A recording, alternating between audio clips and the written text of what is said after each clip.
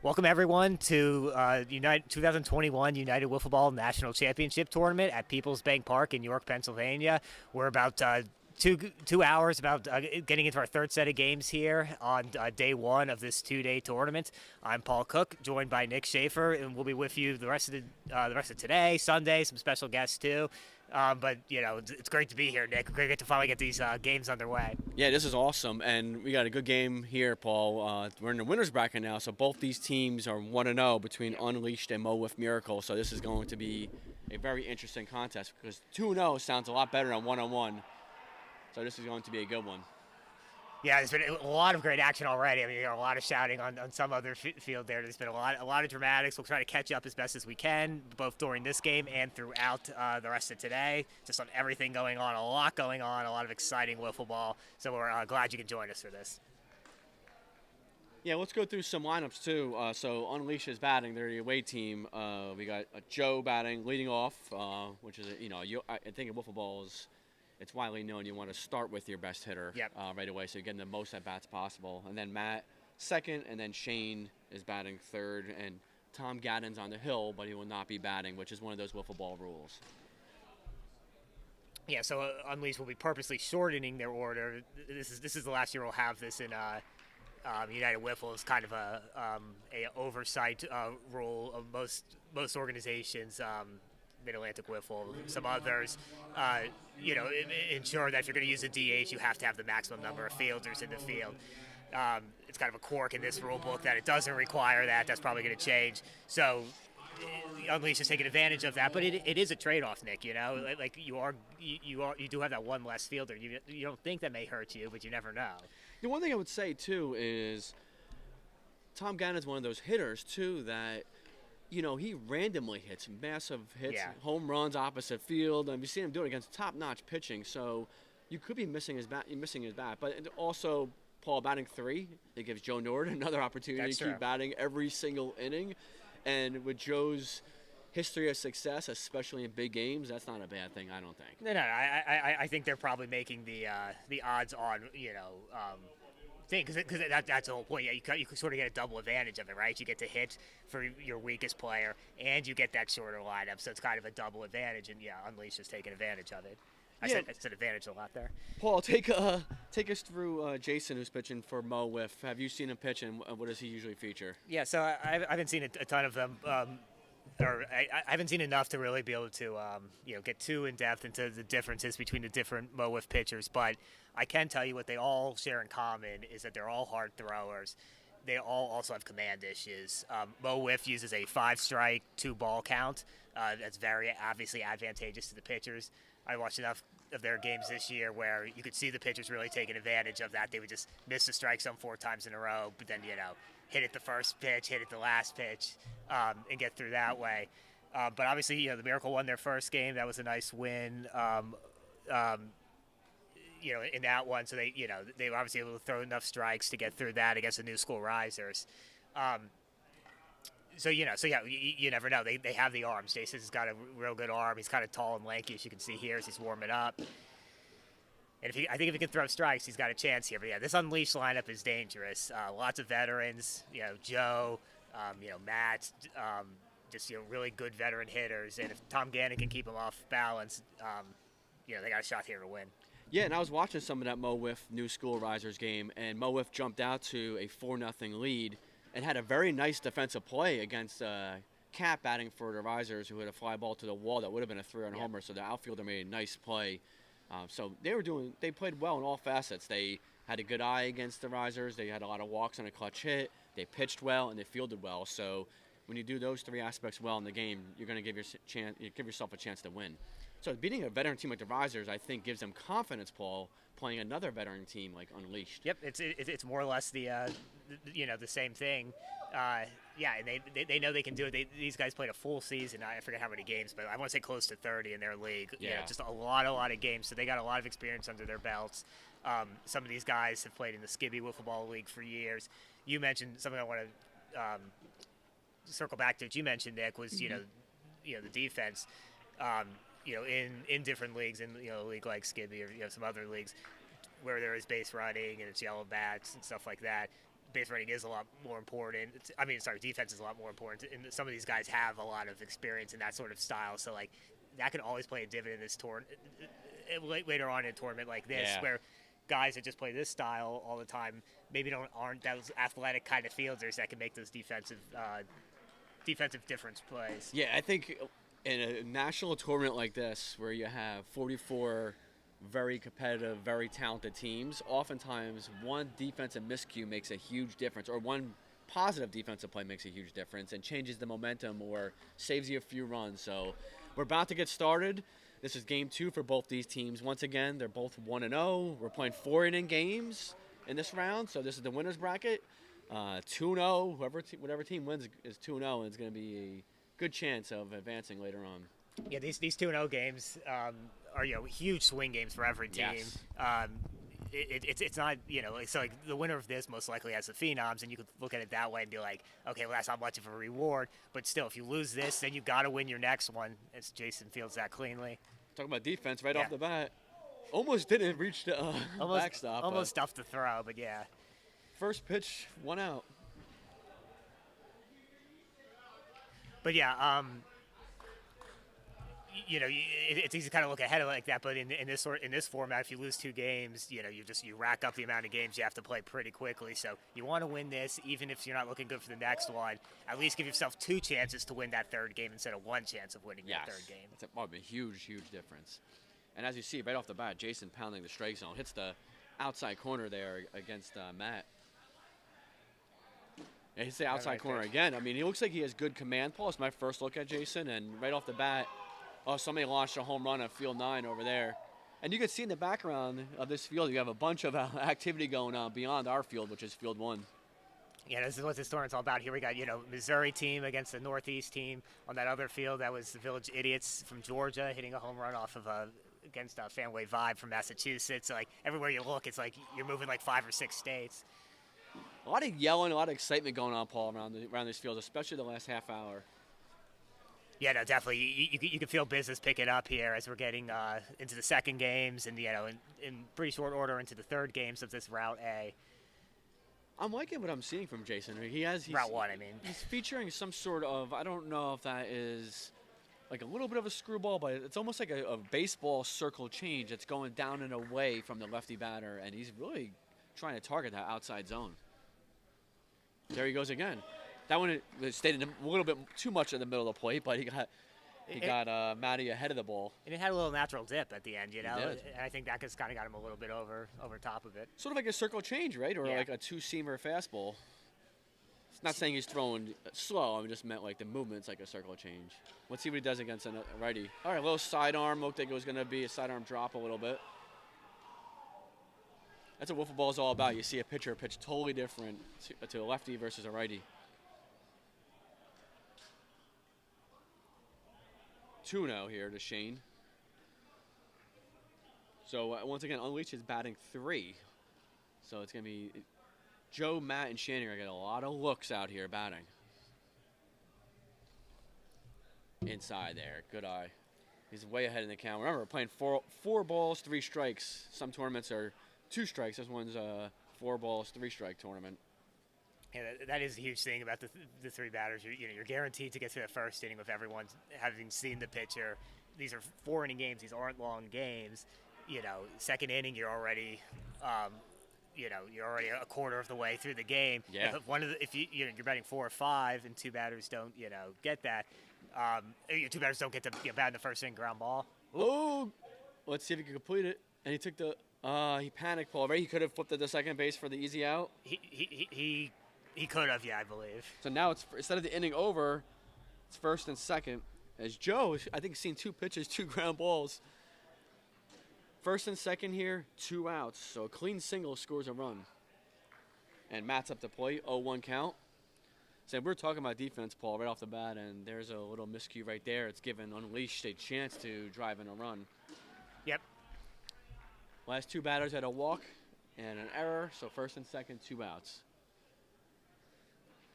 1 ball, 1 strike. Let's see how Jason does with a guy on base. And the last time he faced Matt, he was really hitting the outer corner of the plate here.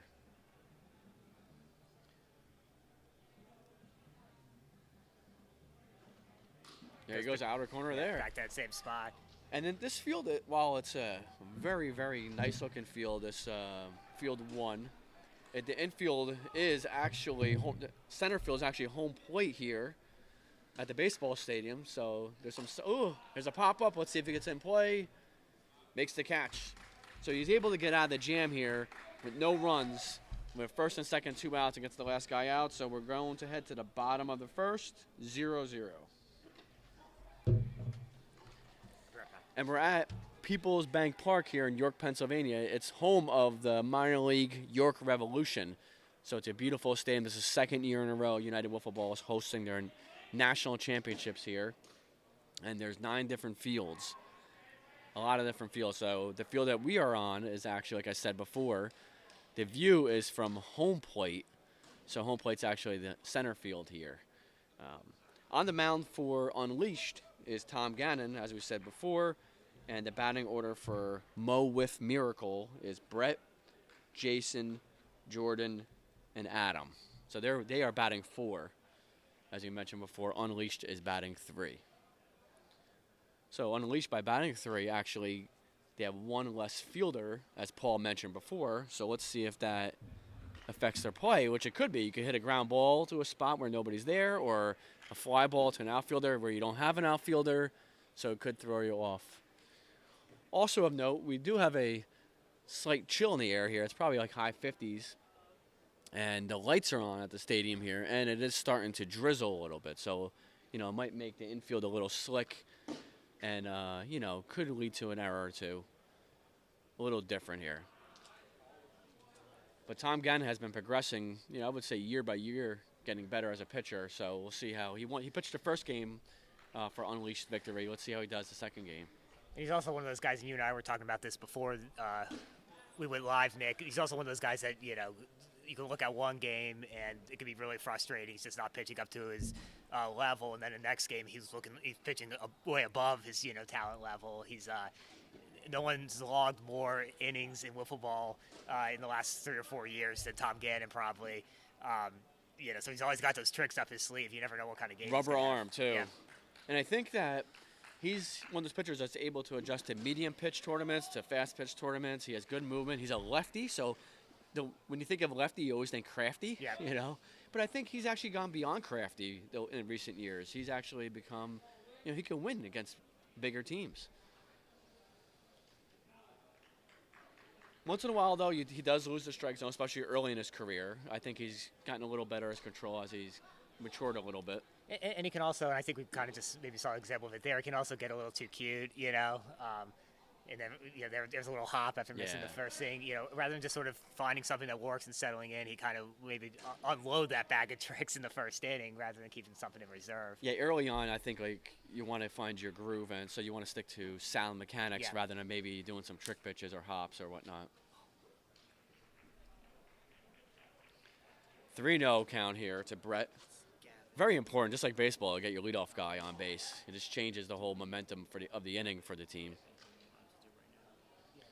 So as I mentioned before, Brett's leading off, then followed by Jason, Jordan, and Adam for Wiff Miracle. Here's the 3-0 from Tom. Let's see, I think that was low. Yeah, it was.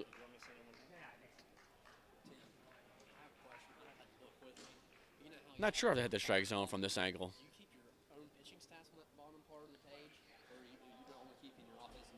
There you go, Tom hitting the strike zone there. Little slider.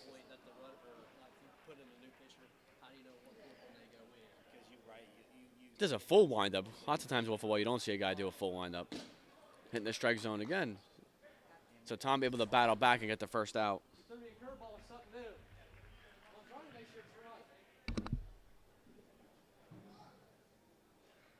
Got 1 out here, and Jason coming up from Wiff Miracle.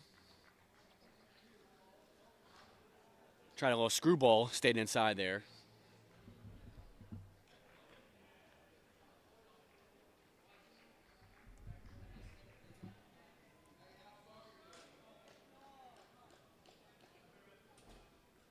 Another one has stayed inside. So he needs to find another pitch besides his slider that's going to hit the strike zone.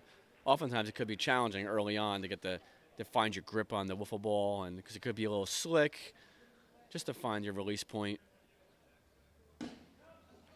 There's the slider. He's able to hit that again for a strike. That's the one pitch he's able, to throw in the strike zone compared to the other ones right now at the moment.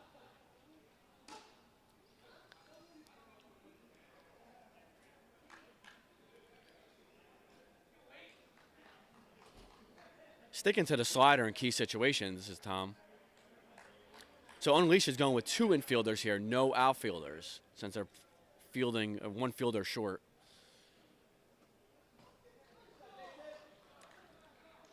A 1-out walk for Wiff. Man up first. 1 out, and Jordan coming up.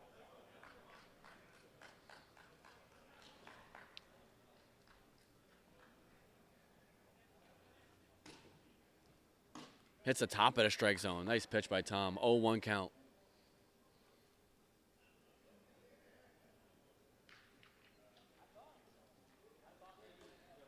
Let's see if he can start getting some other pitches over for a strike. He tries the screwball. Stays low. A little better release point, though.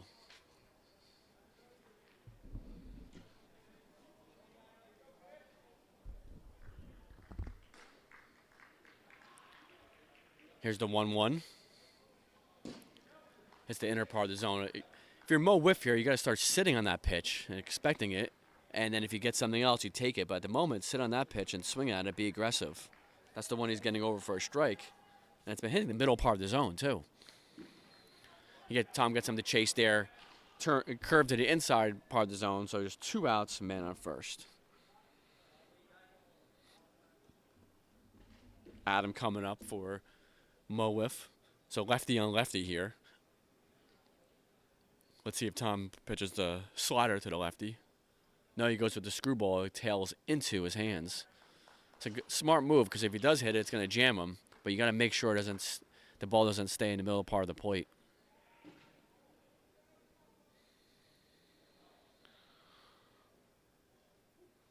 2-0 here. This is where not having an outfielder could be an issue for Unleashed because if Wiff was to hit a double, it clears the bases and the run from first will score. If nobody's out there to stop the ball from hitting the wall, it'll be a double. And if you do have an outfielder out there, most cases you could prevent that from happening. So Unleashed is taking a chance here.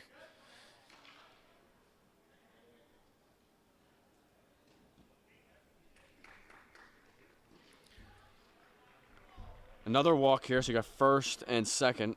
So now a clean single will score a run. A clean single is a single that nobody touches. None of the infielders gets a hand on it. First and second, 2 outs. Brett's up here. He K'd his first at bat. Tom is losing the strike zone a little bit here.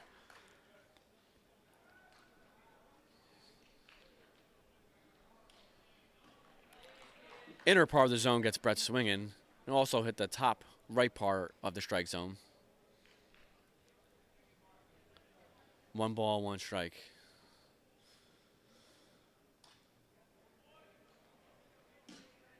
Hit the bottom part of the zone. Good pitch by Tom. So he went upper part, previous pitch, and bottom part, that pitch. Totally changing the eye levels of the batter.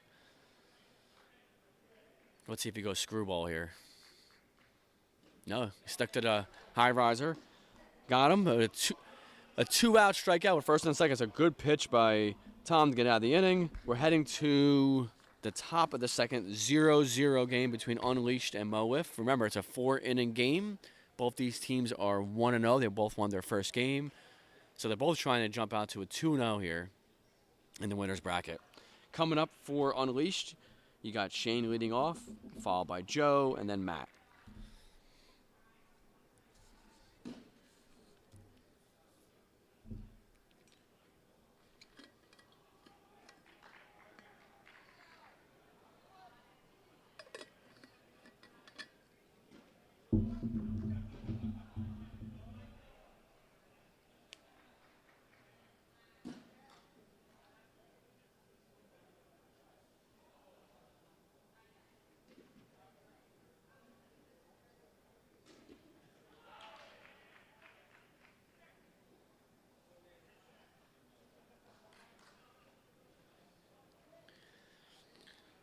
Here's Shane leading off for Unleashed. Jason seemed like he had a little issue for Mo Miracle on the mound with some of the righties because he is able to paint the outer part of the zone for lefties, and then righties it ends up more in the middle like that pitch did. So let's see if Unleashed, who makes the adjustment here, whether it's Unleashed or Jason on the mound. But the one thing I will say about Jason, he comes right at you. A little riser just missed the outer part of the strike zone.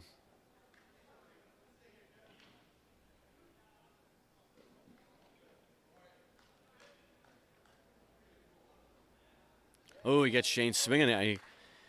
Little riser in the outer part of the strike zone. Shane was ahead of it, it looked like. So this is a new view we have going on in this game. Typically we have the view that's facing the pitcher. This is from our center field, and actually in the outfield here at York, at the stadium, York Revolution Stadium.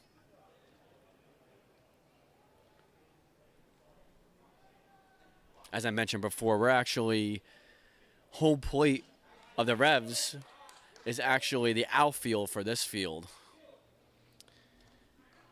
As Jason got Shane swinging here, he got one out. Joe Nord coming to the plate. Joe grounded out his first at bat and got on base a second at bat in a ground ball error.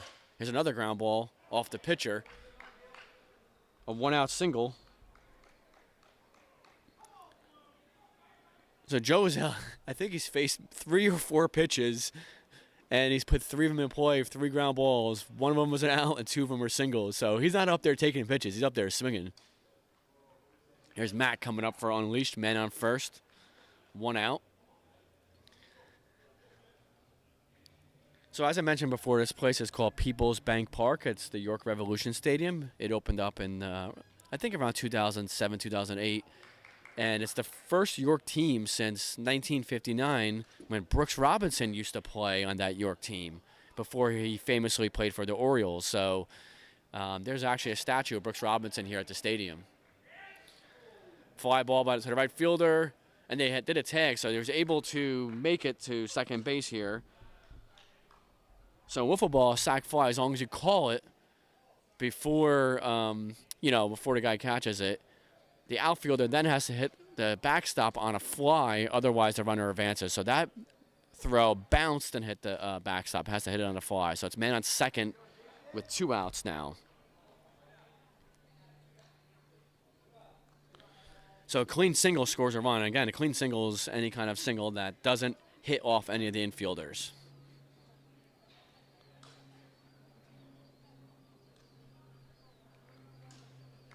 Jason was able to jam Shane there on the pitch.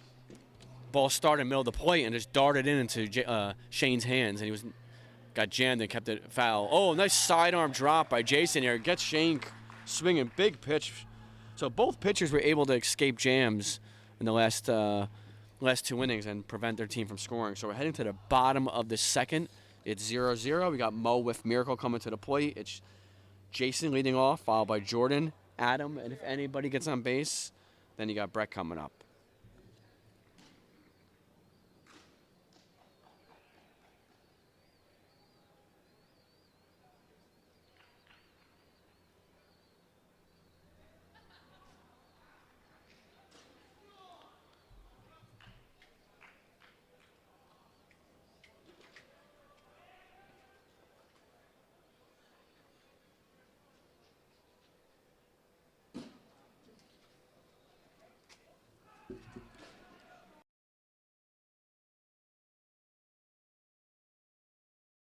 Noticed it, not me.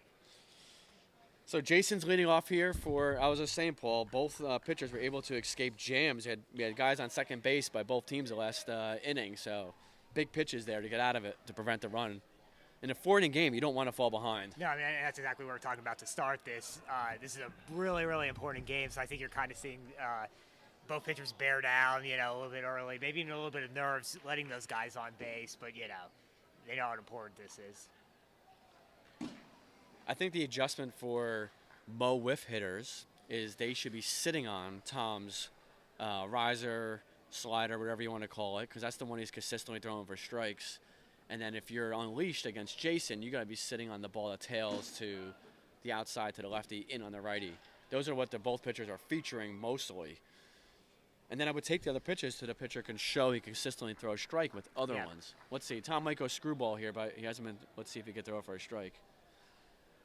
Nope. Tries to go upper part. That's smart. Like I think if people know a pitcher's coming, he throw it out of the strike zone intentionally, try to get him to chase, especially a high pitch. And I think that's key for Tom. Sometimes when he does get hit around, it's not a lack of stuff. It's just that he kind of just throws it over. It's a tough thing for any pitcher is to learn how to throw balls intentionally for balls. Yeah, especially on 2 strikes. Yeah. And there's another screwball by Tom, and that was getting a little closer to throwing a strike. That one might have been he was trying to get in the chase, but he hasn't been really hitting the strike zone with that pitch. Gets him chasing. That ball just explodes out of Tom's hand and just goes into the righty, and he already committed to swing, and it's too late. So you got 1 out here. Jordan coming up here from Mo Wiff. Ridley Park and Slaughterhouse up on field 9. Ridley Park, Slaughterhouse on field number 9. That's a good matchup, Paul. And you might hear that on the announcement. You got Ridley Park versus Slaughterhouse coming up on field 9. Yeah, that should be a really good one. Brett Colautti threw a no-hitter for Slaughterhouse in their first game in a victory over the 8 Balls. Ridley Park squeaked out a 1-0 victory over the Goon Squad. So those are 2 teams that have aspirations to go far in this tournament. I think really different aspirations. Ridley Park more sort of to win it all. Slaughterhouse to show, hey, like we're a good team. Yeah, guys are overlooking us, but yeah, that'll be a fun one. And Paul, we just saw Tom the previous pitch as he just gets Jordan striking out. We just saw Tom hit a screwball, hit the top of the strike zone. Might have been his first screwball for a strike, and he threw it harder. So that might be the adjustment as a pitcher. Sometimes you have to do something a little different. There he goes again, hits it again. That's 2 in a row now at that pitch hitting the strike zone, and it looks like he has a little bit more velocity on it. This is definitely as hard as I've seen Tom throw early in this game. Yeah, I think he's figuring things out. His arm's probably loosening up too. Yep. I mean, he did pitch the first game, but sitting out, it's not cold, but it's chilly here. It's like mid-50s, maybe a little bit warmer, but it's there's no sun, so it's definitely not keeping you warm. It's one of those days if the sun was out, it would be beautiful, but unfortunately, it's not. It's kind of cool to see Tom Gannon's progression the last 3 years, especially as a pitcher. Like, I mean, he's added velocity, he's added control, so he's getting better and better. As he tries to get him chased there. So the gun behind us has him 84 on that last pitch. So yeah, that's about as hard as I've ever seen Tom pitch. Yeah. Well, the good thing, Paul, is his velocity has a lot of movement too. Let's see here. You got 2 outs. Another screwball outer part of the zone, and that screwball was 81. So. And that was great location, just perfect location. Very, very good inning, Paul, by Tom. And not only did he get 1, 2, 3 inning, but he discovered 2 or 3 different pitches thrown for strikes, and he was able to get 3 strikeouts, including one looking. We're heading to the top of the 3rd. It's 0-0. So now we're entering the late stages of this game where, again, it's 4-inning game. So this is really like the 8th inning. Yeah. And Nord's leading off, and I don't know if he's even taking a pitch today, Paul. Let's see. Yeah, 4 pitches, 4 ground balls. Oh, he gets on base from an error there. Another miscue by Mo Wiff. Yeah, it's funny. Like we said earlier, how they may be a little bit better off defensively. Just some of these guys maybe playing some base running rules and stuff. But the one aspect of that you can't replicate in base running games is the throw. And yeah, they've buffed a couple of them. I think what happens is infielders rush too. Mentally, they rush. I mean, you have a second or two to think and adjust the ball in their hands too. No, I don't know for sure, but Joe Nord has 4 ground balls. At the most, it's 5 or 6 pitches. I mean, he's not taking pitches. Yeah, he's not up there to watch. It's like a Vladimir Guerrero type batter. I remember Vladimir Guerrero once hit a ball. That ball bounced, and he hit a base hit off of it. Yeah, I remember that too, yeah. So we got Matt up here for Unleashed with a man on first. Let's see if Unleashed can make Mo Wiff pay for it. Nice pitch by Jason. Started middle of the strike zone, Paul, just darted down. He's pitched Matt tough this game. Yeah. A lot of that same pitch, that little, like whatever that is, that little sort of slider sinker that he throws. Yeah, I think it's sinker. It definitely has 2-seamer or circle change movement. There he goes again. A little harder, that version. So hitting 79 on the gun there. He relies on hitting his spots. He's not going to blow you away with his speed. Hit his spots and movement, and hopefully his fielders can make some plays for him. There's a rip. It's going to hit the wall. Opposite field double by Matt here to drive in a run, a very important run to give Unleashed a 1-0 lead. So he stayed with the ball, Paul. We were saying that Jason was throwing down and away to him, and Matt stayed with it and just hit it up the middle, a little bit towards left center, hard enough to hit the wall for a double. Yeah, it was a really good piece of hitting. You can't go to the wall that many times against a veteran hitter like him. He just stayed back on it and drove it up the middle. And that's a great point because especially with Unleashed batting 3, they're able to keep seeing him, and eventually he's like, you want to know what? I'm going to look for this pitch, and I'm going to drive it to opposite field. Yeah, we've been watching. Thanks. Oh, there's a ground ball to third base, and he's able to complete it. So, Paul, that error was huge. Yeah, that was really big. Yeah. But, I mean, credit Unleashed, too, for, taking advantage of it. Yeah, absolutely. You're going to get a lot of errors going in your favor, throughout the course of a tournament, throughout the course of a season. It's being able to get that follow-up hit that really separates teams. Yeah. So just for wiffle ball rules, as we have, I think they're changing balls here. The runner stays at second on the ground out. For your viewers out there, is that correct? That's correct. Yeah. Yeah. Although I've broadcast a lot of games, I still go to Paul for my rules. So here's Joe Nord. Let's see if he actually swings to the first pitch again. Oh, he took a pitch. I mean, that was a little too high for him to swing at, but... So, correction, Nick, yeah. We were confusing this with MAW rules, but the runner does move to third there. If the ball hits the backstop but not the strike zone, you get the out, but the runner moves. So you got to hit the strike zone to prevent the runner from moving up a base. So we'll see if this happens here, Paul. But last inning, Unleashed did a sac fly with a man on first. So let's see if they do a sac fly now with a man on third. So I think they are aggressive with their play calls. I think 100% they'll tag if this gets anywhere beyond the line or even near the line. Especially being up 1-0, right? I think it gives you a little bit more confidence. Joe with a fly ball. And it does fall in right field. Opposite field single by Joe. Drives in a run. So now it's 2-0 Unleashed. They do keep it off the wall, though, so at least they keep the force out. But, yeah, Unleashed now starting to get to Jason. Yeah, and it's not like they're – I mean, that one was a blooper, but a perfect spot in right field, in between the first baseman and the center fielder. So if you're Jason, you need to hold Unleashed now. You don't want to give up any more than 2 runs.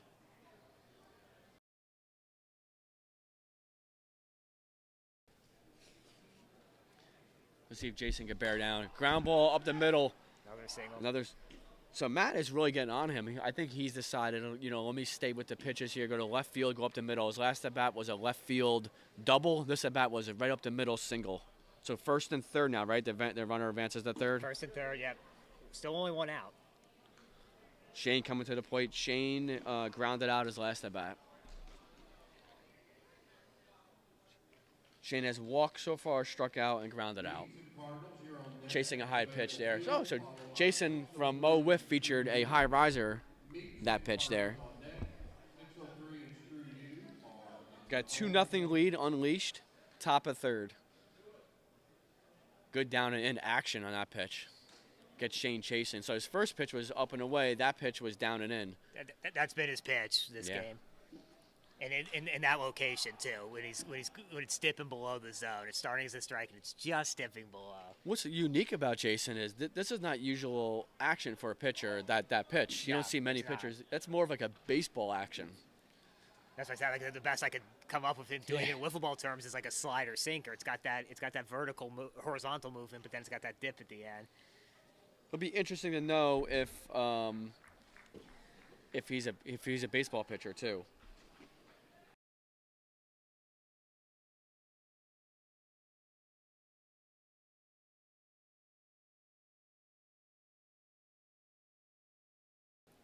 Nord back at the plate here, so at the most he usually takes 1 pitch, so he just fouled that one off. He's up there hacking. We got 2 outs, and we got man on first and third. So Nord had an RBI single to right field his last at bat. Ooh, just missed the inner part of the strike zone. So do you think Paul Joe's past experience and being a national champion himself is going to help him greatly this tournament? Yeah, I think it always helps to have that experience to lean on, throughout a big, long tournament like this. It's been a while since there's been this big of tournaments with this big of a tournament in terms of number of teams and in terms of teams that you don't know from so many different locations. Joe's been through that before. He kind of, knows how to navigate, knows that's I think one of the toughest things in that environment is you face a pitcher early and he's throwing gas or whatever happens and you kind of like, oh, this team's really good. I think Joe knows, a lot of times you'll see, guys, these more inexperienced teams come out of the gate hot, but then kind of slow down. And I think he'll be able to impart that on his teammates. Yeah, as Joe just worked a walk there, as you saw, he was patient. Bases loaded here from Matt.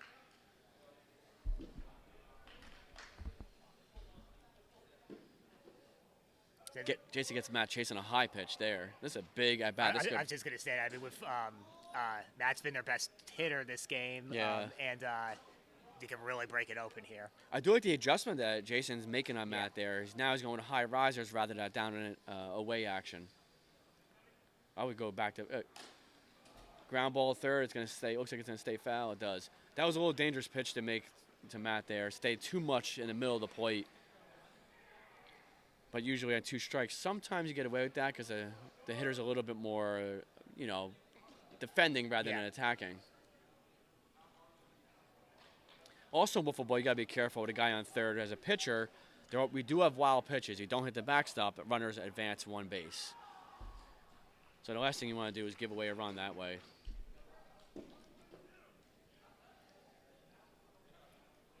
Oh, as on cue there. Jinxed him, Nick. Yeah, I didn't mean to jinx him there. So run scores, and now we have second and third on a wild pitch. So we got 3-0 now unleashed. This will be a good experience for Miracle.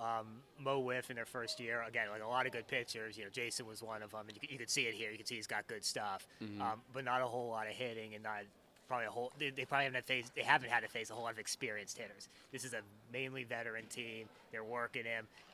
It'll sort of give them a better idea of what they need to do in the future pitching wise to sort of navigate through these veteran lineups. And Jason's able to get Shane looking there. So Unleashed put 3 down that inning on a big single by Joe, a double by Matt, and a wild pitch got the 3 runs. So we're heading to the bottom of the third, 3-0 Unleashed.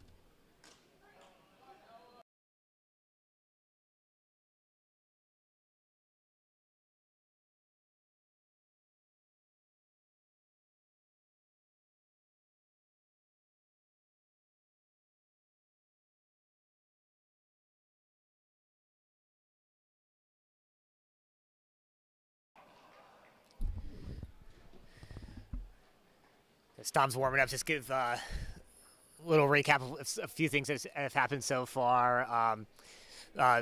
Unleashed's first round opponent, Punishment out of Texas, came out strong, hit a couple home runs off of Tom, got up in the game, really put some pressure on him. Unleashed came back. Then in their second game, Punishment lost to New School Risers. So sort of that's how quickly momentum can shift in tournaments like this. Punishment was off to a hot start, and now they're staring. Now they've got a 0-2 record. We're still mainly in 1-0 or versus 1-0 games, or 0-1 versus 0-1 games. So still sort of that part of the tournament where it's hard to tell, where no one's really separated themselves from the pack yet. But we're getting there. There's Gannon coming out for his 3rd inning of work. He's getting better as the game's going on too. I know it's only the 3rd inning, but the 1st inning he was finding himself. 2nd inning he really did. He found his groove, and now let's see if he continues it. Shutdown innings are very important, Paul, after your team puts a few runs down. His screwball is working now, and that clocked in at 82, which is good for a screwball. It's very important for Tom. When you're not going to absolutely blow people away with velocity, you need to have a couple pitches you go to. Oh yeah, no, absolutely, and he's got that, in excess. Yeah. The challenge for him is just maybe finding 2 or 3 pitches, 3 or 4 pitches to really sort of lean in to. Yeah, and then when he gets a little bit more confident, doing a little hop or delay too helps. Yeah. Throw the batters, throw the batter off a little bit. So over at, you may have heard an ovation there over in one of our other fields, North Stars. Big home run like Austin Steffes off of Mike Stiles and the Lemonheads. North Stars are a team to watch. They're based on their performance already so far today. They fell behind 4-0 against 603. They battled back. They scored a few runs. They really put the pressure on them. They made 603 change pitchers. Now the Lemonheads 1-0 here, trying to get off to a hot 2-0 start without even using Ray yet. And now, North Star's putting pressure on them. By the way, very good pitch by Gannon to get Brett looking for a strike three. Now Jason's up. A lot of action going on in these fields. A lot of good games too. It's kind of cool where we are. We can see a lot of different fields. Both pitchers really elevating that riser to great effect so far. Yeah, that's a hard pitch. Just like baseball, it's hard to stay off of the high fastball, and wiffle ball, it's hard to stay off the high riser because it explodes up in the zone. It looks good to your eyes.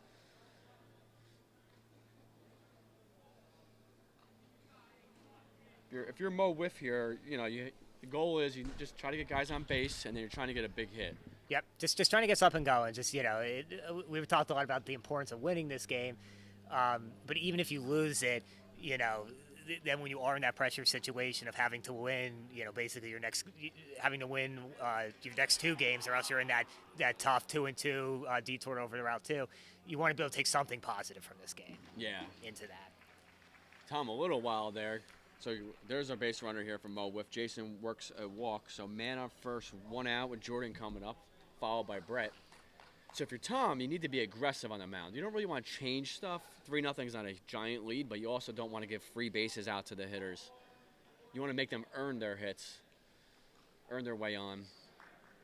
It's easier said than done. One of the common things with ball is just throw strikes. So of course the guy's trying to throw strikes. So. Yep. But if you're Tom here, you don't want to change too much here. Jordan was able to check his swing there, and then Tom just misses outside. I don't know how that missed. It went all the way around the zone. Very good action on that. Yeah. Darted down and away. Very impressed with his screwball the last couple innings. That one clocking at 84 miles per hour here.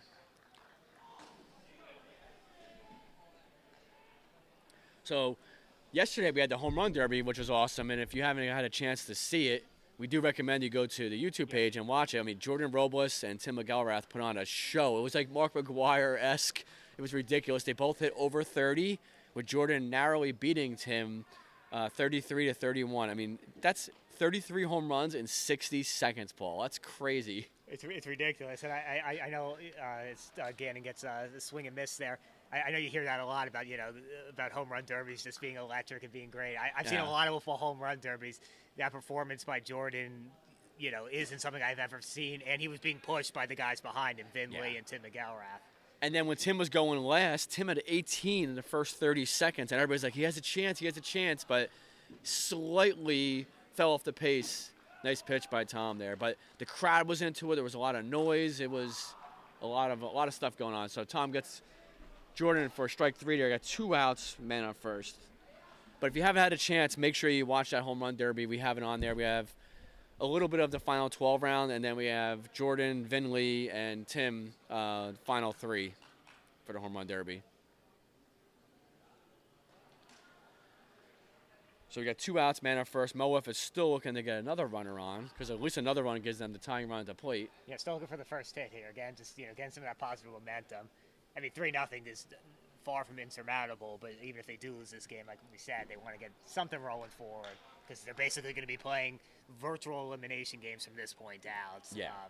They're not quite elimination games, but that 2-2 is a tough road to come back from. And this is where I mentioned earlier, this is where having 3 fielders can hurt, Paul, too, because a ground ball to the outfield that normally an outfielder would stop from hitting the wall could actually hit the wall now and score a run. Absolutely. But you want to know what? Their strategy has paid off so far. They've given their hitters more at-bats, and they've gotten better. Their 3rd and 4th round at-bats saw the ball a lot better. Good pitch by Tom. He got Brett stepping out of the plate. It looked like it was coming at him, and then hits the inner part of the zone. Well, and Brett, the lone lefty in the miracle lineup, and Tom definitely, some lefties in wiffle ball don't really have those splits. I think Tom is tougher against lefties. That one came in at 80 miles per hour. So Tom is actually pretty unique here in this sense, Paul. As a lefty, both his slider, and then his screwball. Same arm action, same arm angle, so it's hard to tell, hard to identify for the hitter sometimes what's coming. Gets him striking out there. Good recovery by Tom. So after having a guy on base, he's able to strike out the last two guys. We're heading to the top of the fourth, possibly the last inning. Unleashed is winning 3-0 against Mo Wiff. If you're looking for something to fill in the commercial time here in between innings with us, check out the United Wiffle Instagram page. Interviews all day from food, highlights, clips, all that good stuff to give you this stuff in shorter form. And again, we'll be here with you most of the weekend right here on YouTube. You know what's interesting? I was watching yesterday the Anthony was doing the food review, so you got a chance to hear him. It was like Food Network almost. He was eating a pulled pork sandwich, chicken kebab, and then crab mac and cheese, and he gave his full review of them. So if you're into that stuff, you could see that on social media too for United Wiffle. Lots of good stuff going on today. We have a lot of fans here from all over. As you mentioned earlier, there's 44 teams from 27 plus states. Lots of talent, lots of top teams that are returning from last year. So it's pretty remarkable. Huge catch in the other field. I don't know what team it is, but I saw the outfielder run over there. It might have been Ridley Park, can't tell. So here's Unleashed coming up. They're trying to add to their lead. They're up 3-0, trying to expand upon that. You never want to just be, okay with the runs you have, especially in a tournament like this. You want to keep adding on and adding on. So it just makes it that much more of a chance that you're going to win the game. Leading off here for Unleashed is you got Joe Shane leading off here for Unleashed. My bad.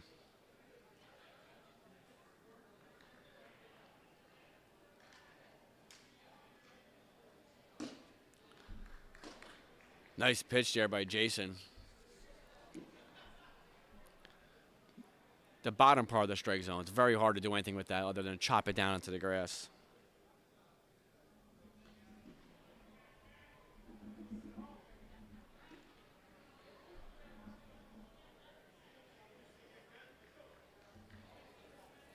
Unleashed seems to get more and more comfortable at the plate. As you mentioned earlier, batting 3 just helps you do that.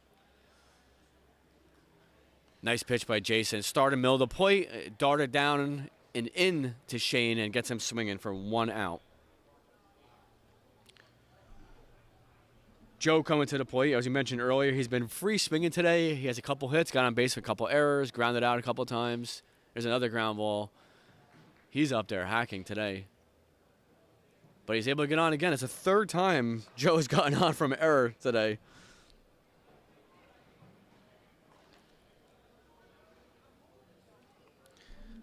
Mo Wiff has not done themselves they've done themselves a disservice here. They have 3 errors in the game, including one that led to a run. So they need to clean that up going forward. You don't want to give teams extra outs, not with the caliber of hitters that we have in this tournament.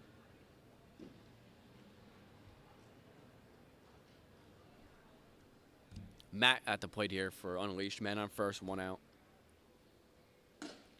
Jason gets him ahead there. Clocked at 76 miles per hour. Looked like it was a little bit off speed.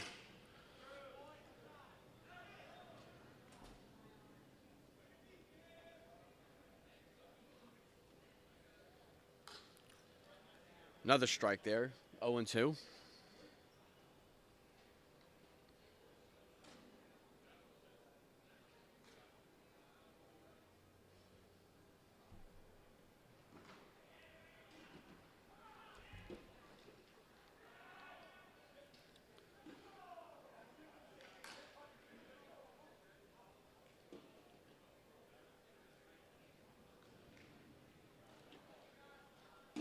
Gets him out ahead there, 75, so another little bit of off speed. So we got 2 outs. Good pitching by Jason there. I don't know if you could see it on the screen, but he has a lot of movement on that pitch. Shane coming up here, 2 outs, man on first. Shane struck out to start this inning. Starting to drizzle again in the field. Did that a few times earlier on.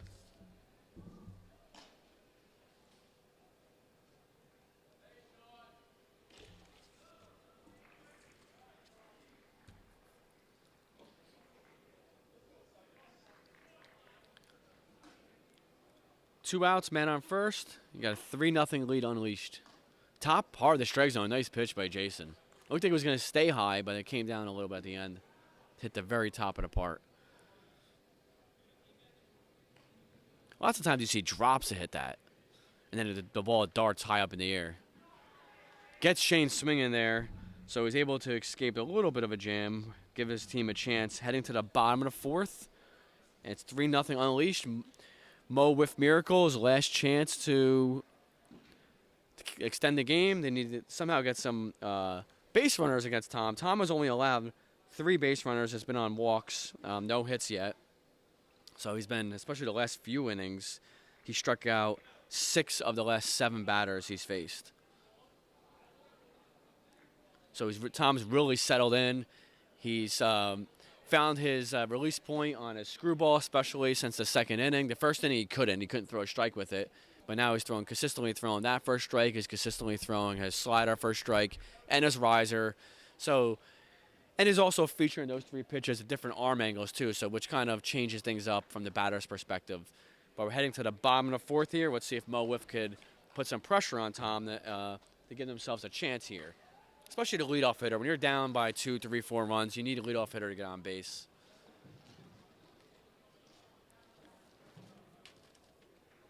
Tom throwing a little bit of a slider there. And if you're Tom, you want to be aggressive here. You don't want to let the leadoff hitter, have multiple base runners get on base. Yeah, he wants to finish the job. Don't prolong this any longer than it needs to be. Yeah.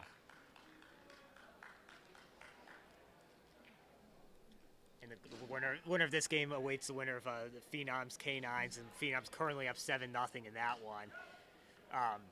So looks like we're heading towards a Phenoms Unleashed 2-0 versus 2-0 game. That'll be our first 2-0 game that we'll know if that plays out that way. But that'll be an interesting matchup.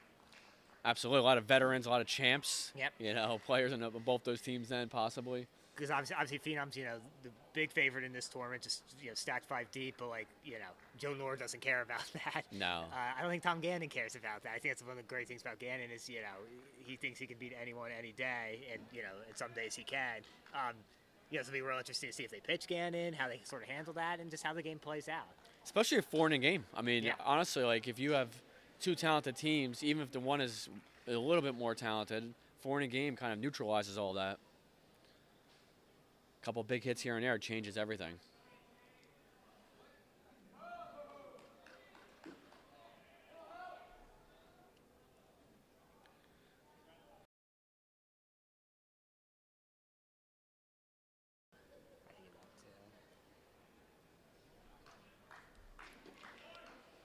Jason at the plate here. So they're still looking, Mo Wiff's still looking for their first hit. They have 4 walks in the game. Tom is losing a little bit of control right now. That's smart veteran play by him there, Paul. Stepping off, talking to his teammate just to change up things a little bit. Smart by Mo Wiff, too. Don't even think about swinging yet until he finds a strike zone because it's 4 balls, 3 strikes, and you want to get some base runners. Yeah, if they haven't had a hit yet, but if they get a couple guys on here, then they get their first hit, it's a double. All of a sudden, they're just down by 1, so. Good pitch by Tom here. Being down by a couple runs, some hitters you even take 2 strikes, but not, you don't want to just. I couldn't tell if that hit him, so it might be a wild pitch. Yeah, I couldn't tell either if it.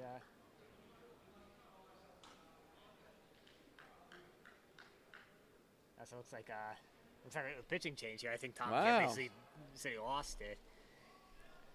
Oh, I think he walked him anyway. So we got first and second here. That's a smart move by Unleash. You don't want to chance it. You're only up 3-0, so not tying guys up.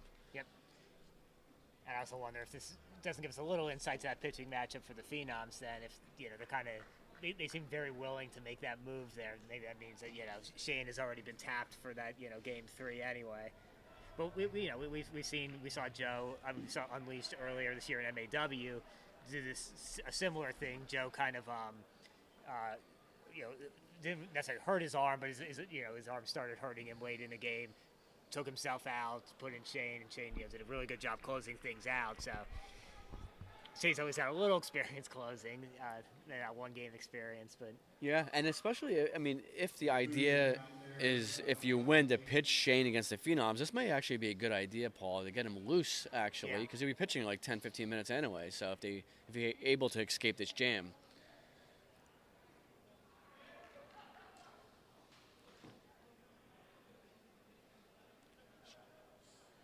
Shane's a little different pitcher. I would say he definitely has a little bit more velocity than Gannon. 603, screw you. Good job by Gannon, though, to pitch the first game and then 3 innings of this game. yeah, I mean, very good job. He's in line here to win two games against a game punishment team, and in a game with miracle team. You would probably have put Unleashed as the favorite in both of those games, but not a huge favorite, maybe like 60-40, something like that, 65-35. Yeah. And Gannon went out there and got it done, pretty easy. A little trouble against punishment. Obviously, had to pull himself here, but otherwise, he was locked in. Yeah, I mean, it's funny saying this. He didn't give any hits in this game, but he did give up 5 walks, and 2 this inning. Sometimes you just lose as a pitcher. The middle part of the innings were very good for him, the second and the third. The first and the fourth were a little bit of a struggle.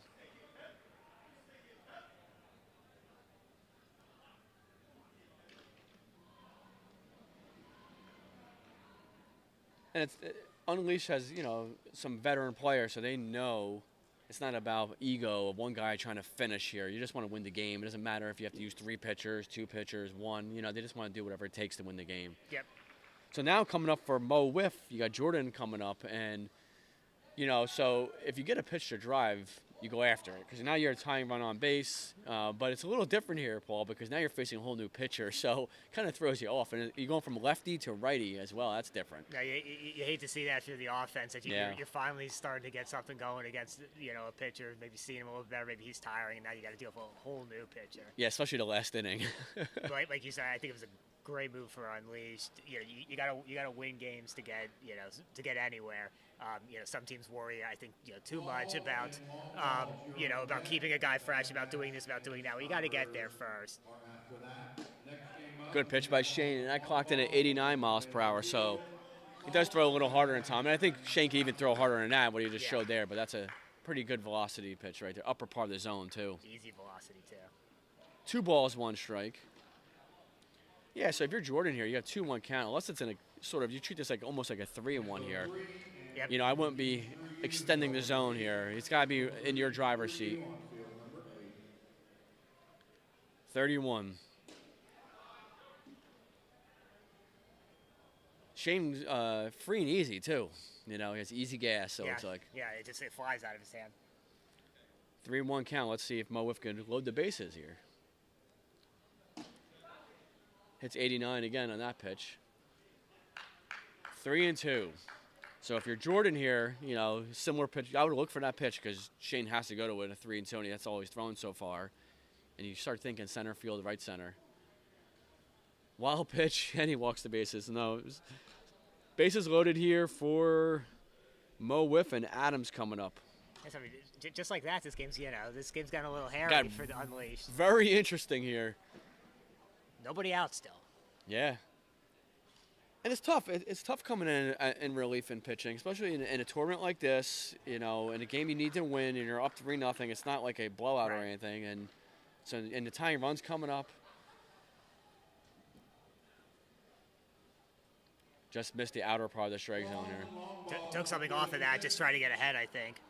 You know what's crazy though, Paul? Mo Wiff is 1 swing away from walking this game off. Yeah. That would be crazy. And Shane's got to be careful because even on that pitch right there, it's tailing into the lefty. And if it tails from the outside to the middle of the plate, Adam could extend his arms and just really hit a deep fly ball here. Either a double, triple, or maybe even a walk-off homer.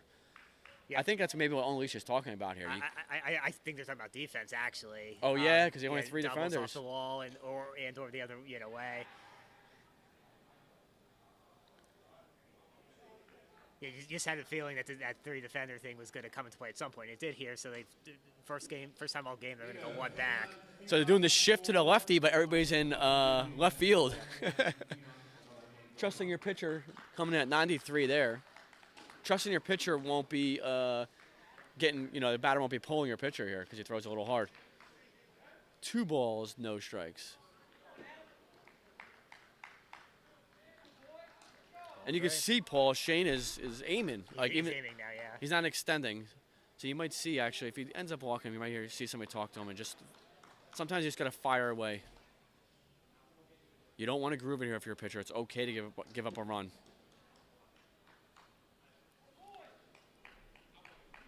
It's ball 4, so there's the first run of the game. Still no hits for the Miracle, but we got 5 or 6 walks now. It's a little team meeting here for Unleashed. Again, yeah, this guy, I mean, we were, he was cruising to a victory. I was already thinking, I was hearing Tim Dean announce the next games, and he said next one up, and I'm like, oh, that's probably going to be on this field. And that was about two announcements ago now, as we've kind of really slowed down here late. And that's no knock on Mo Wiff. I mean, no, not at all. It was more of the pace of the game. Tom was finding his groove, and Mo Wiff, like you just mentioned, still doesn't have a hit, but let's give him credit. Very good eyes. They haven't chased any bad pitches this inning. And that's been and you see lots of teams start chasing. They haven't. They've been, I actually don't think they've swung this inning. So they've been very smart at the plate. So I think we're going to get Tom back out again, which is interesting. You don't see that a ton. Yeah. So Shane faced 2 batters, right? Yep. And you can do that. Just you got to face 1 batter. That's the rule. So Gannon, I know it's unorthodox, but I like this move. I like it a lot. Yeah. Shane didn't have it there, and rather than, he's too good of a pitcher and he's got too good of an arm, and Joe, it's a little off our screen here, but Joe just took him down the third baseline to chat with him. And, I think also looking forward in the tournament, you don't want him to hang his head. You don't want him to get in a bad situation. Tom was willing to retake the ball. I think Tom also knows, he put, Shane in a tough position with, pulling himself after the 2 walks. So I think Tom's not looking to regain the reins. Yeah, I mean, think about it. If you're Shane or Tom, you trust Joe Nord. Yeah. He's been through everything for 20 years now in wiffle ball, both pitching, hitting, and just, analyzing the game. Joe is a top-notch wiffle ball player and just knowledge overall. That's a good start for Tom. That's exactly what Tom needed. A 79-mile-per-hour screwball, too. Your first pitch strike just changes the attitude of the team right there. Another one. It's bound in the zone. That's all the guys, again, just make, I'm not saying, that's all they got to do, but make Mo Wiff put in play, make him beat you. Mo Wiff is a double away from clearing the bases and walking the game off, though, and no outfielders for Unleashed. Gets him chasing on that. So Tom comes in 3 pitches, returns to the mound, 3 pitches, and gets his first out. That's huge. That's really impressive, too. Yeah. So now if you're Mo Wiff, you're no longer up there thinking, okay, let's take pitches. Yeah. I think you be confident Tom's going to be throwing strikes again. He's totally changed their mindset, just like that. And I would sit on screwball if I was them. That's what he's been through 3 straight pitches. There he goes again, 4 straight pitches now. So if you're Mo Wiff, you want to be looking for that. You want to look for it. It's middle of the plate, outer part of the plate, not the 2 inside because you jam yourself. Hop again, hits the outside corner. That's a good pitch. You're not going to do anything with that. Smart take. Tom really hit the outer part of the plate there. 1 ball, 1 strike to Jason here. Jason's walked a couple times today. 1 ball, 2 strikes. And that was an 84-mile-per-hour screwball. That's probably his hardest screwball he threw all day. Here's the 1-2. Gets him swinging there. So 2 outs now. So this is very interesting, Paul. You got Jordan at the plate here. Tom returning to the mound. Tom has a chance to, save his own win, sort of. And that's exactly, yeah. Jordan has a chance to, a clean single ties the game. A double wins the game. Lots of interesting scenarios here. Tom's done exactly what he should do here. It could hurt him. They could sit on the screwball, and it could end up hurting him. But he's got no other choice. He's got to go for the pitch that's working for him. Don't lose on walks. Make him beat you. Yeah. And he's just pounding the strike zone with screwballs now. And I think he's very confident, too, in his screwball right now. So now a little bit of they're going to outfielder here. I'm kind of surprised because a single would tie the game. A clean single. Yeah, especially if it throws a screwball down the way and Jordan just goes with it. It's a ground ball over there. Oh, it was Oh, actually almost. in that direction. Jeez. It's tough call. That's what happens when you hit 3 fielders. Yeah, You- yeah. That's the position you put yourself into where you've got to make these strategy choices that you otherwise wouldn't have to make. It's a forced strategical decision. a lot of second guessing can happen, I can imagine. Well, and I think that's why that's why you generally see people play it more straight because lessens the second guessing. It's Let's see if Gannon can save his own game. Oh, he's changed up the first slider of the inning, who's been featuring all screwballs.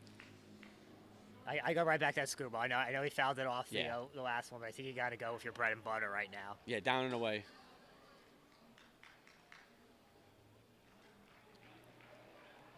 Tom, in numerous times this game has found this groove, they lost it, found this Yeah. groove, lost it. What they call effectively wild sometimes. Yep.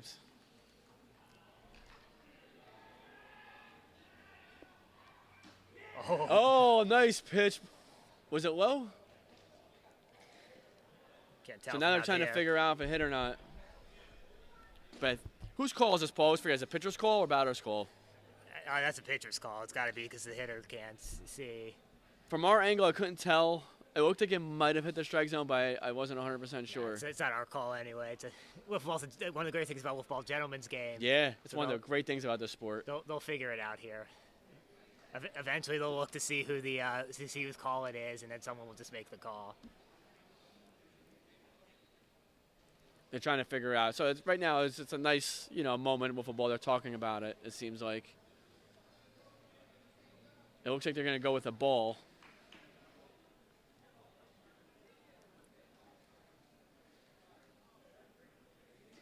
Looks like they're going with the ball. So it was nice that they were chatting about it.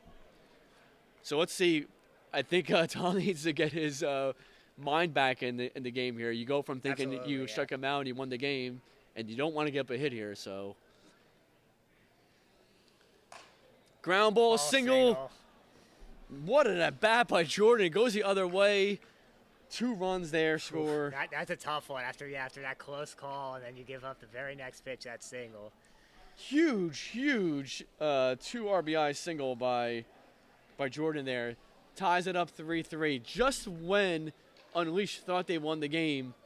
And also, Paul, we were talking about it. Unleashed changed their defensive positioning, and it was vacated first base there. Hits a single there.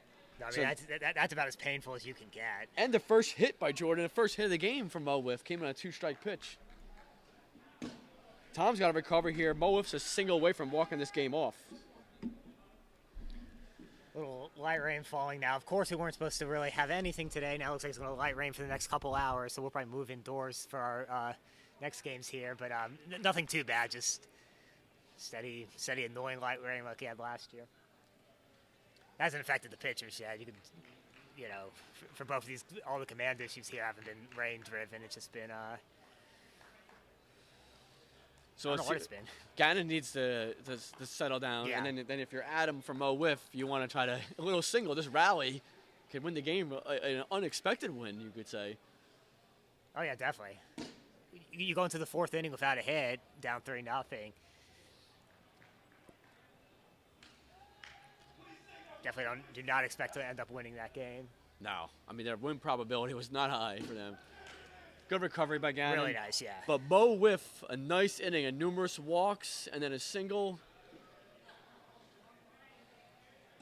To tie it up by Jordan, a huge hit to right field. So we got a 3-3 game. We're heading to extra innings. So now we sort of saw the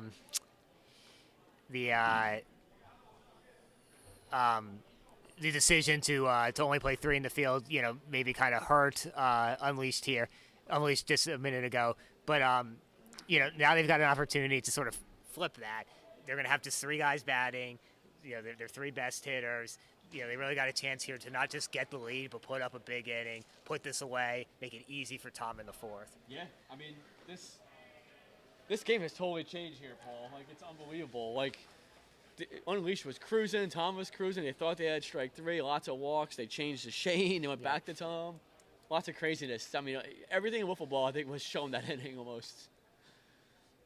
And Mo Wiff got their one hit in the game so far was that 2-strike, 2-out single to tie it up.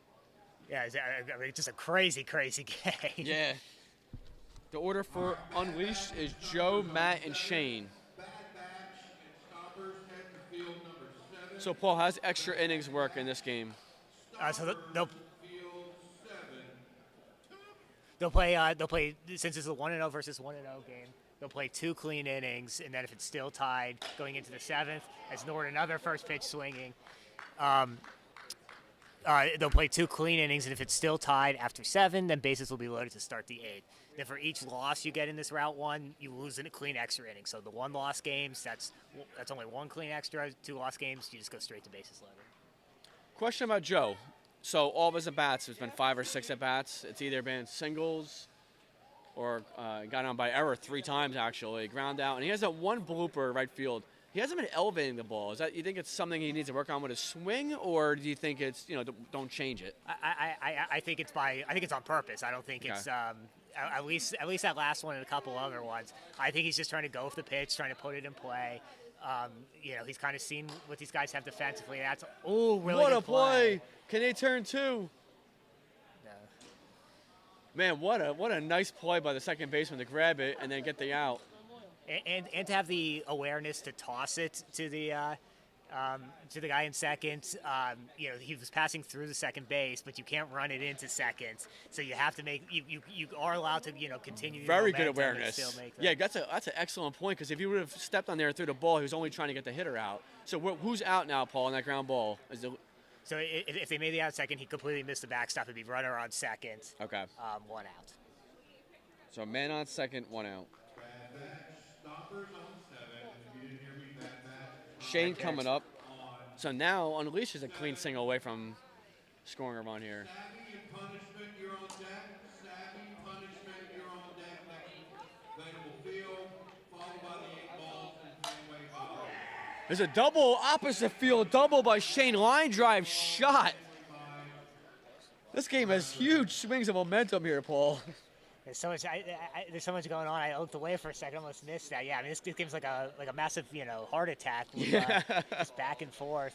I think Unleashed got mad after giving up that 3-run lead last inning. And you kind of thought that they would, just based on their makeup. Maybe not mad, but okay, we're gonna win this game. Once Gannon got them out, that was huge. Getting out of that, just still tied. I feel like Mo Wiff needed to get that walk off that last inning. Let's see Joe does with a guy in scoring position. There's another. A clean single gets a run here.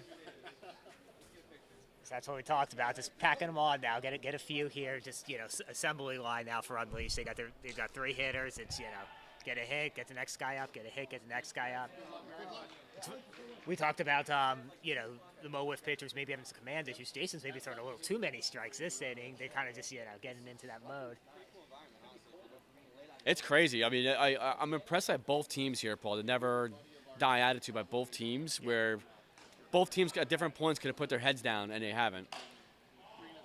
I think it's shown how competitive wiffle ball is in just this game. That's been the best part of today so far. Just every team in here is competing their hearts out, and there's a lot of back and forth, a lot of good games. Slaughterhouse, I think Ridley Park's up big on Slaughterhouse, but I just saw TJ Hannon hit a home run off Sean Bing there. None of these teams are giving up, and it's creating a lot of back and forth. And like we see here, sometimes it can pay off.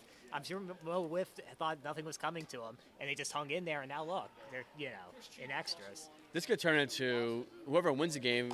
There's a pop up here around second base. Nice catch. So now we have 2 outs, man on first. Shane coming up. Shane hit the big opposite field double RBI his previous at bat this inning. He's starting to find his groove at the plate. Yep.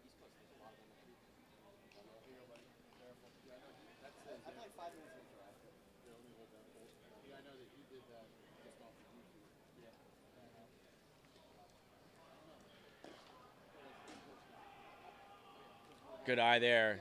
Stayed low. Started low and stayed low.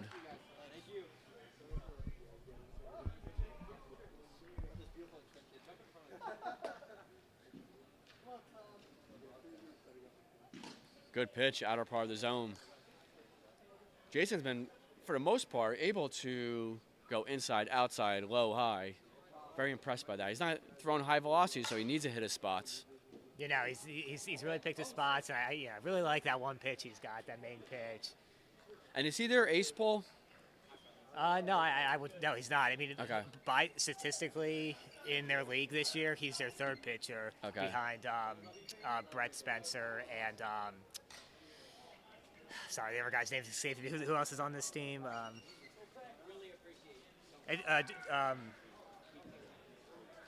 So it would be behind. Oh yeah, so behind Spencer and behind Jordan Smith. Okay. So this is actually by strategy they're pitching him right now. I mean, they all pitch very well, so it's big 6, little 7. Yeah. Looks like the different points, not sun, but light is trying to shine through Yeah, you. no, it's very. I just looked at radar. It's very thin, thin, low clouds that are going to kind of hang around for the next couple hours. But so sometimes you can see the sun. Ground ball. Oh! Almost made a really good play. At least it wasn't a clean single, so First and second. first still. and second. And now Joe's coming up in an RBI situation again. I think I may need to move my spot, Paul. I'm tired of looking at that funnel cake sign here in left field. Oh no, we're definitely moving indoors and getting some food after this game is done. All right, under over. Joe sees 2 pitches. Uh-oh. I think he wanted that, but I would say there's like an 85% chance he's swinging at this next pitch if it's anywhere near Oh the yeah, strike zone. no, that's been his MO all game. It's interesting. He's a very strategic person, and we interviewed him for a wonderful podcast a few months ago, and he just talks amazing wiffle ball strategy. There he goes, a single to right field, gets another run in. That does not make the wall though, so it's just a single. It's a first and third, 6-0 now. I mean, I'm sorry, 6-3. 6-3, yep. First and third, 3-run inning. So after being up 3-0, giving up a lead to make it 3-3, now they put a 3 on the board.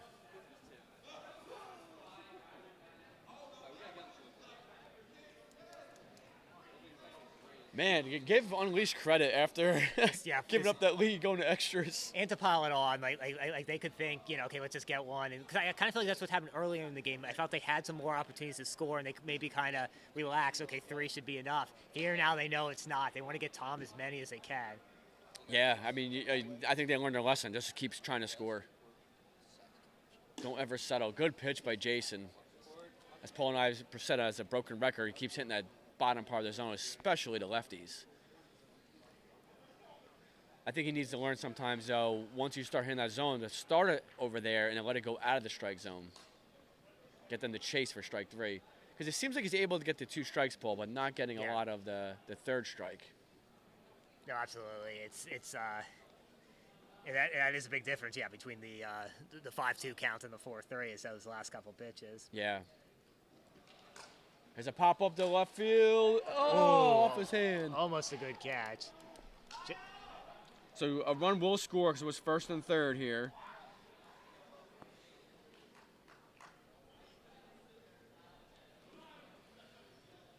So now that's 4 runs this inning, and it is a 7-3 lead Unleashed.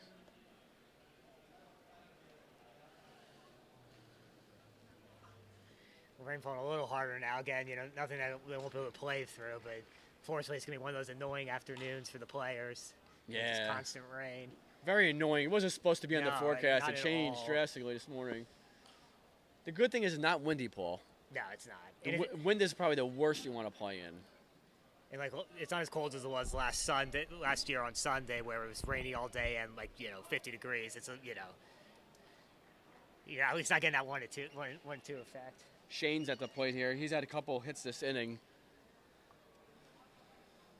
I think he wants to make up for the 2 batters he faced when he came in relief too.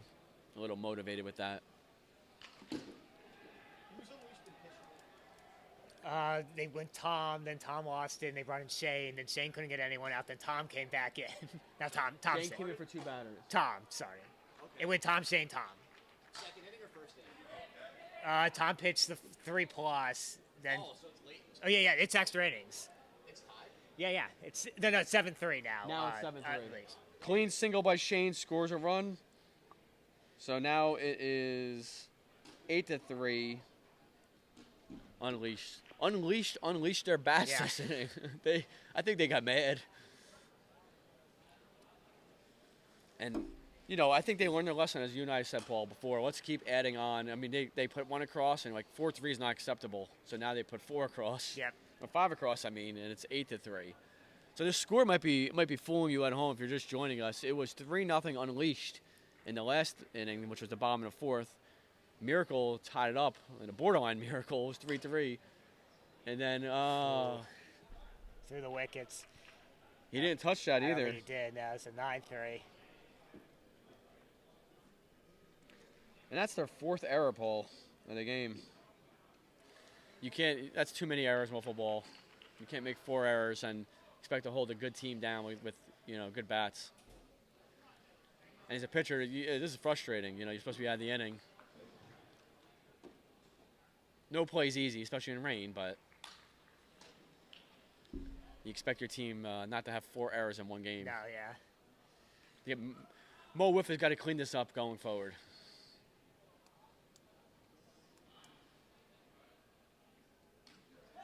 This is definitely not a 9-3 game. There was a ton of suspense. Miracle was 1 swing away from walking it off last inning. It was crazy how different things have changed within the last half hour. It's been 2 separate games. We were 30 minutes in, and we were 3 innings, or into the third inning, and now we're approaching an hour and a half to get 2 more innings. Field 3, savvy and punishment. Report to field number 3, savvy punishment. Field number. And Unleashed has had 5 straight hits with 2 outs, so that has. Oh, there's a wild pitch. Scores a run.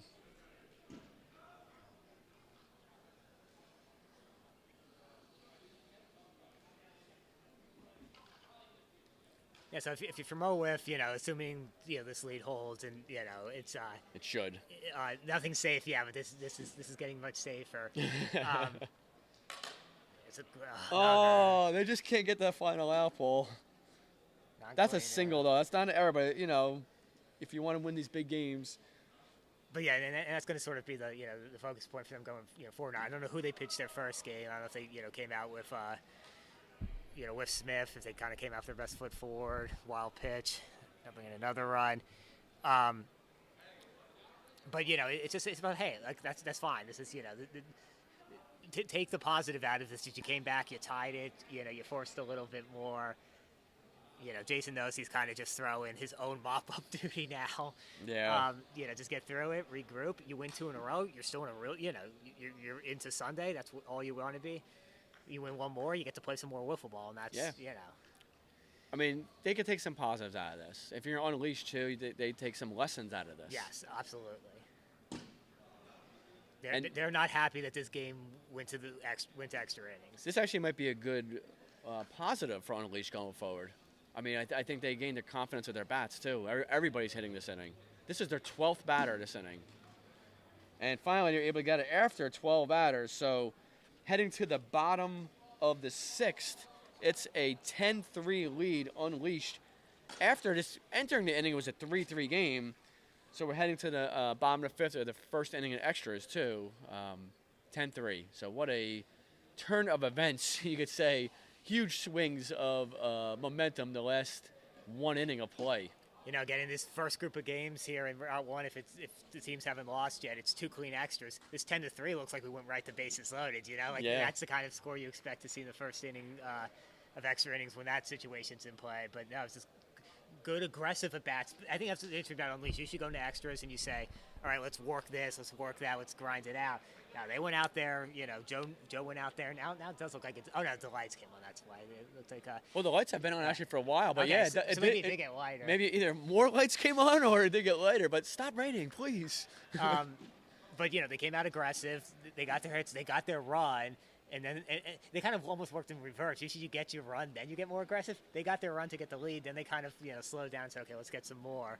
And, yeah, just real nice job, piling them on here. This gives Gannon some good breathing room. If I'm Tom, I'm not Tom. I sometimes wonder what it would be like to be Tom Gannon. But I got to – what I would do is just pound my screwball. Yeah. That's been his pitch. Just go with it. Especially the last few innings. Yeah, And you want yeah. this is where you can change. Before I was saying you don't want to change things up with your pitcher in a 3-0 game. 10-3 lead, different. You go whatever pitch you could throw strikes and you make them get hits. You don't want to walk anybody. And there he goes. Like you said, Paul, 2 screwballs in a row, 2 strikes, 0-2 count. You have a 7-run cushion. That's you know, if you're not gonna just throw your best pitch with that kind of lead, then they won't even have that big of a lead. Yeah.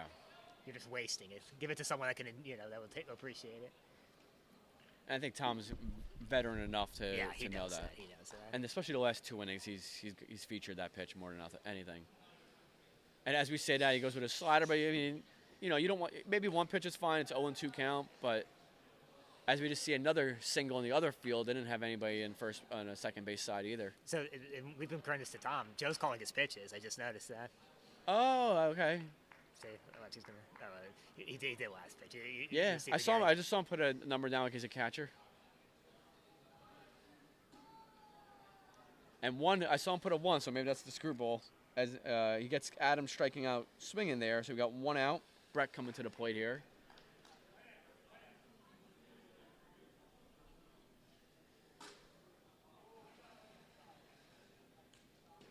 Tom 2 outs away from sending Unleashed through to the 2-0 versus 2-0 game where Phenoms won their game. So if Unleashed holds on here, that's who they'll play. Going to screwball there. Sometimes it could be, as you see him drying the ball off too, it's a little challenging to keep the ball completely dry so it feels, appropriate in your hands here. A little hop. I don't think the hop has produced any strikes yet today, but maybe he's trying to, work out the kinks with it. You see a number of pitchers do the hop. Yeah. It was a New England thing originally. It's weird. I would throw my whole timing off, but I guess for other people it might help their timing and also screw with the batter's timing. I mean, that's funny coming from a guy who I'm pretty sure I saw throw between his legs and behind his back and stuff. I did other things to throw off people's timing. I would throw I would fall off the mound too to get the hitter thinking that, you lost your balance, and meanwhile that was planned. At least it was planned most of the time. Anything to throw him off, even if it's unplanned, Yeah. Just make it part of your plan then. There's a screwball for a strike from Tom. And that came in at 79 miles per hour.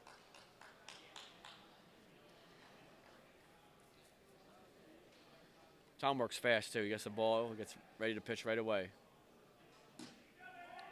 2 outs.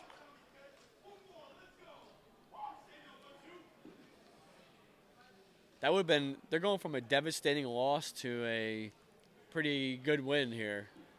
Yeah, I mean, and I think also, if they could have sort of won this going away, maybe you go into the game against the Phenoms being like, hey, we're 2-0, we kind of won these, pretty handily. Let's go, let's do this. Now I think maybe you kind of realize it's like someone that gets a second chance in life, you know what I mean, or a near-death experience. Yeah. It's like, okay, well, now we're playing with house money. Let's just, the pressure's off against the Phenoms. Let's just do this. And that can sometimes lead to great results. Yeah, if they get a well-pitched game against the Phenoms and timely hitting, those are the 2 things they're going to have to go their way. Nice play over there. Nice double play by Ridley Park. It was a ground ball to the pitcher. He threw it to Frankie, I believe, and he slipped, caught the ball, and then threw it home from his knees from second base. So we're able to watch the action on multiple fields from our vantage point. That's a great thing about being here. If you ever get a chance to come here, to just watch, even if you're not playing, sitting in a stadium with 9 fields, you can sit anywhere and see all 9 fields from anywhere. But then you can get up close anywhere. It's wiffle ball heaven. And who's playing second base for Ridley Park? Number 4 right there. Is it a second base? Oh, Teddy Drescher. Teddy. I just want to make sure I get the right Teddy credit here. So nice play by Teddy. So he's from the pitcher, he flipped it to Teddy in the other field. Teddy slipped as a ball, still caught it, threw it from his knees. Easy strike, too. Had a lot of velocity on it. So as Tom tries to finish this off, just a quick look ahead here. We'll be back with you with another game. We may join that in progress. We may be moving our stuff a little bit. The rain has stopped now, but it looks like we may still get a little bit more here between 1 and 2. The nice news, Nick, is it looks like the rain maybe just moved ahead from the 3 to 4 area to the 1 and 2, so this may be all we're getting. But we'll be back at some point with another game, and again, just all day long. These Route 1 games, which we're watching now, will wrap up somewhere in the 4 o'clock area. Then we'll have Route 2 games. That should be real exciting. And by the evening, base hit. Nice single. Again, like we talked about when we thought the Miracle were going to lose the first time, it's just about building maybe some momentum for the next game, and that's a nice way to do that. But yeah, hard hit ball too. But yeah, we'll have action, probably until 9. Hopefully not much later than that tonight with Route 2, and then we'll have the matchup set for Sunday. And please join us. Sunday we'll have a game from the feature field all day. It's just 22 teams, straight single elimination. It should be a ton of fun. Single elimination puts a lot of pressure and a lot of excitement in the games too. Yeah, make sure to join this action. We're gonna have. I promise you, there's gonna be some extremely talented pitchers and hitters coming up. You'll be seeing throughout today and tomorrow.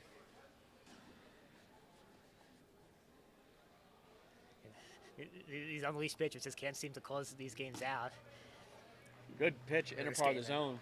Yeah, that was a real nice pitch. Yeah, Mo Wiff battles you to the end. Yep. Unleashed, needs one little final out here. Staying Still alive battling. there, yeah, they're battling to the very end.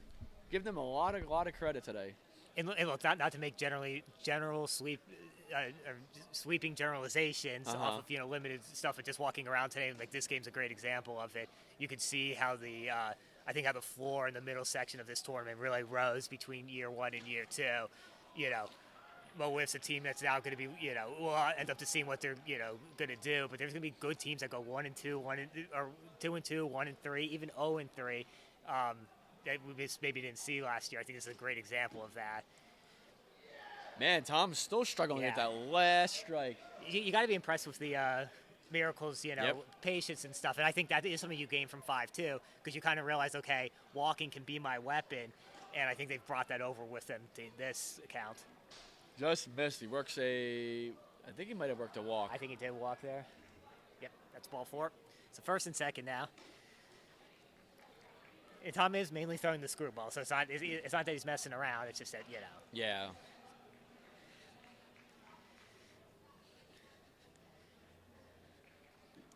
Unleashed does a lot of, I like it. They do a lot of talking, and Matt was just talking to Tom there, joking with him a little bit. Yeah, I mean, Matt and Joe are, just tremendous teammates. Veteran players, but just, good teammates, positive, always with the positivity. But competitive, Yeah.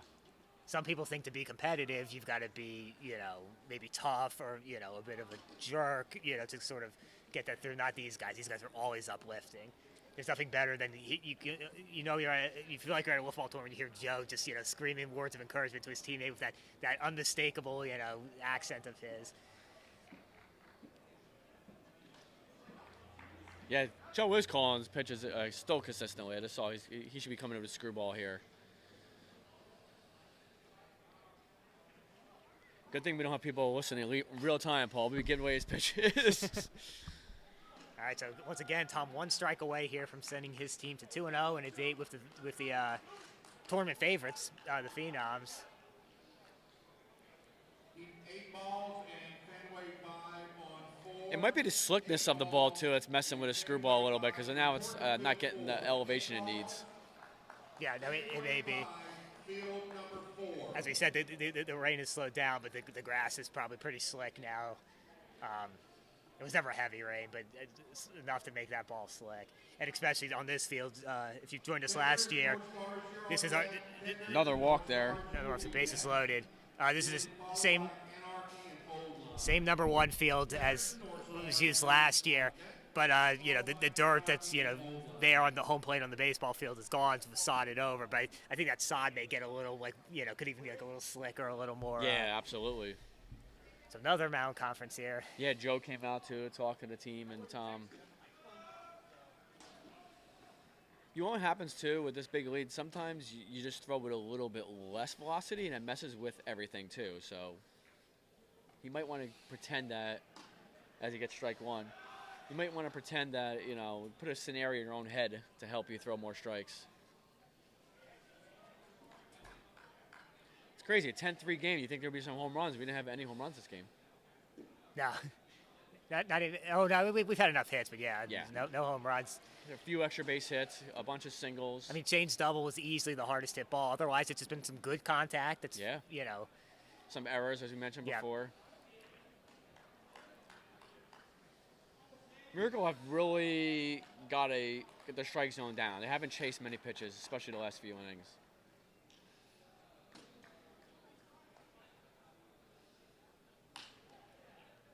Foul ball there. They're down to their last strike. Again. Yeah, again, I it's feel like like- we said that 15 times. Yeah, I mean, it'd be interesting. It's probably been at least 7 to 10 times from the last inning to this inning. They've been down to their last strike. Difference about this one is Tom's firmly ahead in the count here. Yeah. 1 and 2, right? Yep. Yeah, big difference than if it's 3 and 2 or. Oh, Another battling him there. Miracle won't give up here. To never say die attitude. Love it, yeah. That's what we're talking about. There's a lot of teams here that, whether they're going to be down in the game or whether they're going to be down 2 and 2 and with a hard road back, aren't going to stop fighting. And I'll tell you, like, neither team's going to forget this game. Unleashed won't forget, even if they end up winning 10-3 or so. Like, they're not going to forget how they had to really battle the last 2 innings. They put them away. Another ball there from Tom. Tom might be tiring a little bit too, Paul. I noticed, like, his. I think he definitely is. Yeah, he looks a little fatigued. That punishment game wasn't easy. He fell behind. He had to keep his team in it then. I think he's expended a lot. And then he came in and out here. That's always tough. He's definitely expended a lot of energy. I wouldn't be some. You never, like you said, Tom's got a rubber arm, so I think he'll be an option for him if they end up playing a bunch of games, if they end up going into that route too. But otherwise, this could be it. Assuming Shane's okay.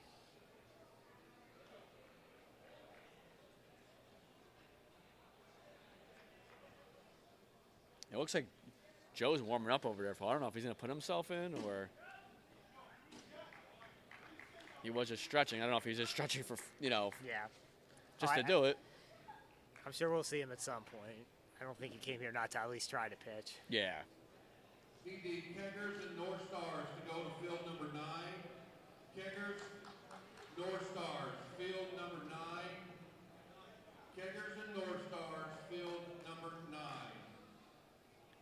One thing I said before is when it was a good thing, but now it's not such a good thing, is Tom works quickly. But when you're throwing a lot of balls, sometimes you do want to change something up slightly. Just take a deep breath during the mound, then pitch, Yeah. rather than getting it pitching right away. Gets him chasing. He's able to escape it there. So Unleashed in a very close game, so don't let the score fool you. 10-4 victory over Miracle. Unleashed is now 2-0. Miracle is now 1-1. But we had a lot of action in the bottom of the fourth on. It was 3-0 Unleashed. Miracle scored 3 runs. It tied up to send it to extra innings. Unleashed put 7 across in extra innings, and then Miracle just put 1 across there to make the final score 10-4. So yeah, like you said, a more exciting game than it looks up on paper. Or that looks, with the final score. But yeah, we'll go play by both teams. Now Unleashed will take on the Phenoms. The winner of that just advances on to Sunday. Wiff now kind of gets into, let's win mode. So we'll see what they can do there. For us, we'll be back with you in just a little bit here. We're going to maybe switch positions. We may be joining the next game in progress.